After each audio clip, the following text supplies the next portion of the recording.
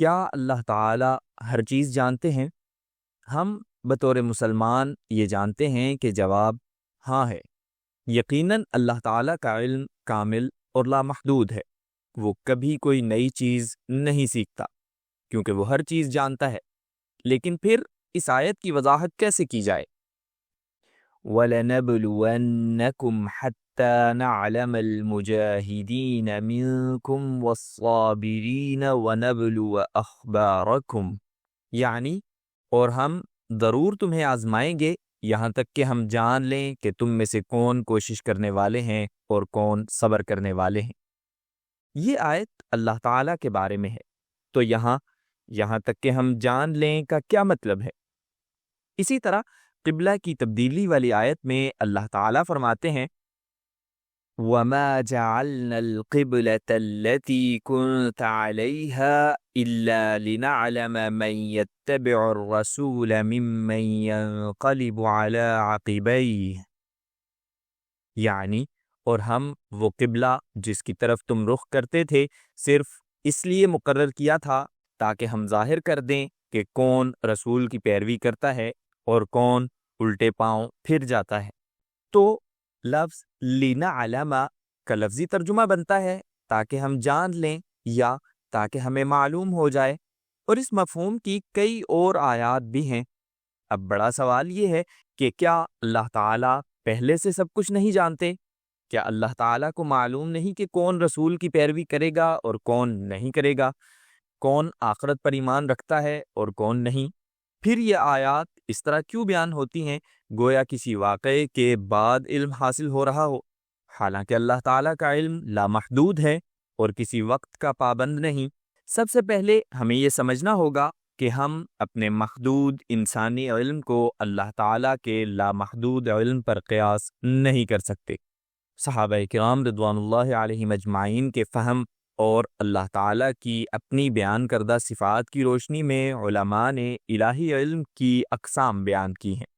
علم کی دو قسمیں ہیں۔ پہلی قسم اللہ تعالیٰ کا ازلی علم ہے، جس کا مطلب ہے کہ اللہ تعالیٰ ہر وہ چیز جانتے ہیں جو ہو چکی، جو ہو رہی ہے اور جو ہونے والی ہے، بلکہ وہ یہ بھی جانتا ہے کہ جو چیز نہیں ہوئی اگر وہ ہوتی تو کیسی ہوتی۔ دوسری قسم وہ علم ہے جو حقیقت کے وقوع کے ساتھ متعلق ہے، یعنی کسی چیز کو اس کے وقوع کے وقت جاننا۔ اس کا مطلب یہ ہے کہ جب کوئی چیز واقع ہوتی ہے تو اللہ تعالیٰ اسے اس وقت ہوتا ہوا دیکھتے اور جانتے ہیں، اور یوں وہ چیز حقیقت بن کر سامنے آتی ہے، اس علم کی تصدیق کرتے ہوئے جو اللہ تعالیٰ ازل سے جانتے ہیں۔ اسی لیے حضرت ابن عباس رضی اللہ تعالی عنہ نے قبلہ کی تبدیلی والی آیت کی تفسیر کرتے ہوئے فرمایا یہاں تک کہ ہم دیکھ لیں اور فرق ظاہر ہو جائے۔ یہی واقع ہونے والا علم ہے جس کی بنیاد پر جزا و سزا ہوتی ہے۔ اللہ تعالیٰ جو سب سے زیادہ عادل ہے کسی کو اس کام پر سزا یا جزا نہیں دیتا جو اس نے ابھی کیا ہی نہ ہو، چاہے اللہ تعالیٰ کو پہلے سے معلوم ہو کہ وہ کرے گا۔ اگر یہ بات اب بھی کچھ پیچیدہ لگ رہی ہو تو ایک مثال سے اسے آسانی سے سمجھا جا سکتا ہے۔ فرض کریں ایک تجربہ کار استاد ہے جو پورا سال اپنی کلاس کو پڑھا چکا ہے۔ وہ اپنے طلبہ کو خوب جانتا ہے، اسے معلوم ہے کہ احمد محنتی ہے اور ہمیشہ اچھے نمبر لیتا ہے، اور اسے یہ بھی معلوم ہے کہ خالد صرف کھیلتا ہے اور کتاب تک نہیں کھولتا۔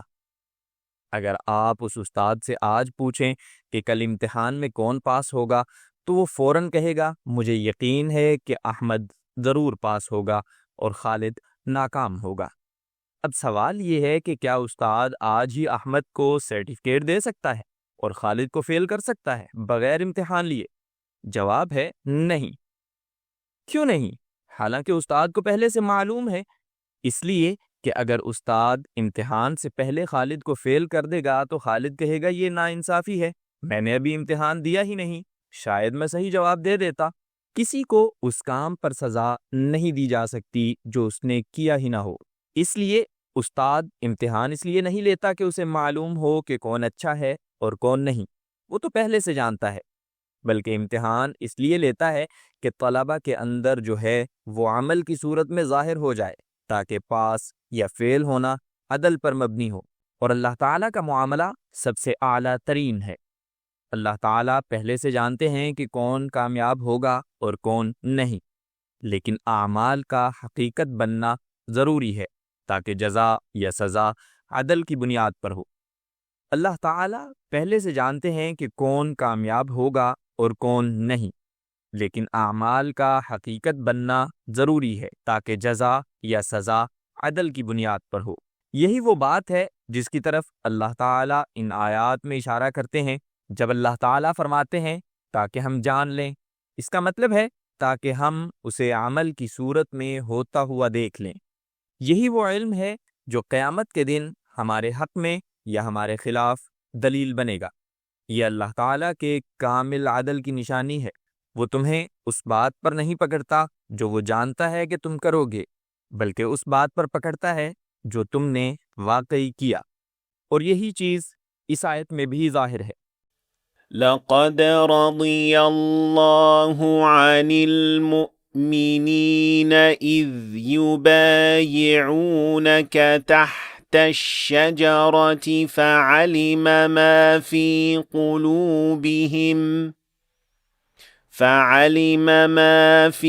قُلُوبِهِمْ فَأَنزَلَ السَّكِينَةَ عَلَيْهِمْ۔ تو اللہ تعالیٰ فرماتے ہیں کہ وہ جانتے تھے کہ ان کے دلوں میں کیا ہے، تو اسی کے نتیجے میں ان کو وہ جزا ملی جو ان کے عمل سے ظاہر ہوئی، لیکن ان کو جزا اس وقت ملی جب وہ اپنے عمل سے اس جزا کے حقدار بنے۔ لہٰذا اگر آپ نے کبھی یہ آیات پڑھ کر سوچا ہو کہ کیا اللہ تعالیٰ نئی چیزیں سیکھتے ہیں، تو جواب ہے ہرگز نہیں، بلکہ اللہ تعالیٰ ہمیں وہ کام کرنے دیتے ہیں جو وہ پہلے سے جانتے ہیں کہ ہم کریں گے، تاکہ قیامت کے دن ہمارے پاس کوئی عذر باقی نہ رہے اور اللہ تعالیٰ کا عدل سب پر واضح ہو جائے۔ دیکھنے کا شکریہ۔ مجھے امید ہے کہ آپ نے آج کچھ نیا سیکھا ہوگا۔ اگر سیکھا ہے تو ویڈیو کو لائک اور شیئر کریں تاکہ دوسرے لوگ بھی فائدہ اٹھا سکیں، اور اگر آپ مزید ایسی ویڈیوز دیکھنا چاہتے ہیں تو ہمارے چینل کو سبسکرائب کریں، اور انشاءاللہ ملاقات ہوگی اگلی ویڈیو میں۔